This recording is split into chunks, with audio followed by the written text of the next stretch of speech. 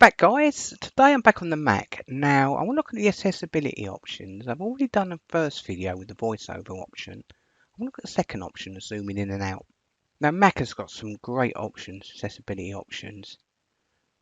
So I want to go over them all quickly with you so you can just get up and running with them. To start, we need to go to System Preferences. So if you're new on the Mac, go to the bottom here where it says System Preferences or top left and select System Preferences. Now your system preferences might visually look a little bit different depending on what iOS operating system you've got, but type at the top here accessibility, or when you see it underneath, select it there to open it up.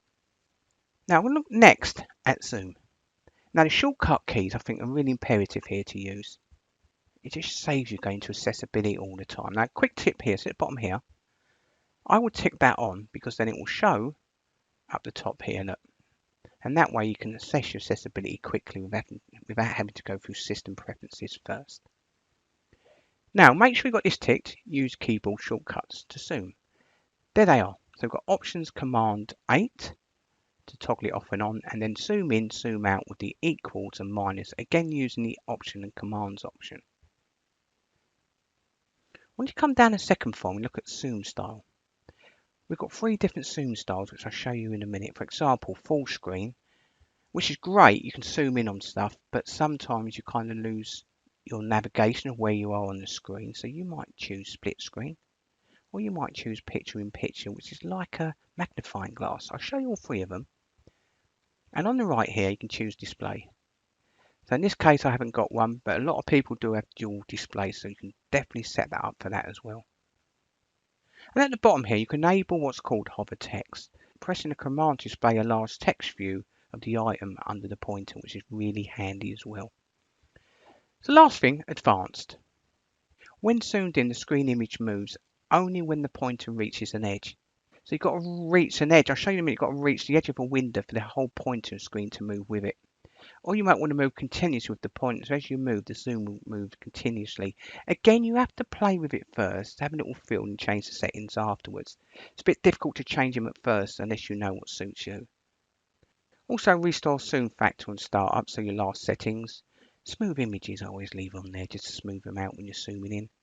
And again, I do like to follow keyboard focus as you type. You kind of lose where you're going when you type when you're zooming in. So that will follow wherever you type, the zoom will go into. Again, you might have a different option for that if you're working with computer-aided design or along that line. And then you've got your controls there. Again, these are other shortcuts you can use. But you've got a great option at the bottom here. I think it's really good because you can choose how much of the range that you're actually zooming in and out. So where we use the shortcut command, remember, it's command plus equals, command plus minus. You can choose the maximum zoom here that it will zoom in and then the minimum underneath. Click OK. Let's turn it on. So I'm going to use the shortcut key, which remember was options command and 8. There you go. So press it down gently on the 8 and it should come up as so. Now we're in. So I can move around and remember the shortcut keys. So remember what we've got to do, options and command and then equals, and you can zoom in and out quickly as well. And it's quite smooth because remember we added that smooth images option as well, didn't we? So to zoom out, minus. So that's how easy it's to zoom in and out. Now, I said about a few options here, didn't I here? You might prefer split screen. As you can see at the top there, I've now got a split screen. So underneath, you can still zoom in with the commands. See at the top? But that way, as you move down the bottom, it'll zoom in at the top. And you can move them at the top if you wish as well. But if I come down, got picture in picture. So as I said, it's like a magnifying glass. So you might be hovering around and you want to zoom in to there, then use the shortcut keys again. And press the shortcut keys, option, command and 8 again for me. And that will turn it back off for you. So this is a quick video on using the zooming options in Mac. See you in the next one.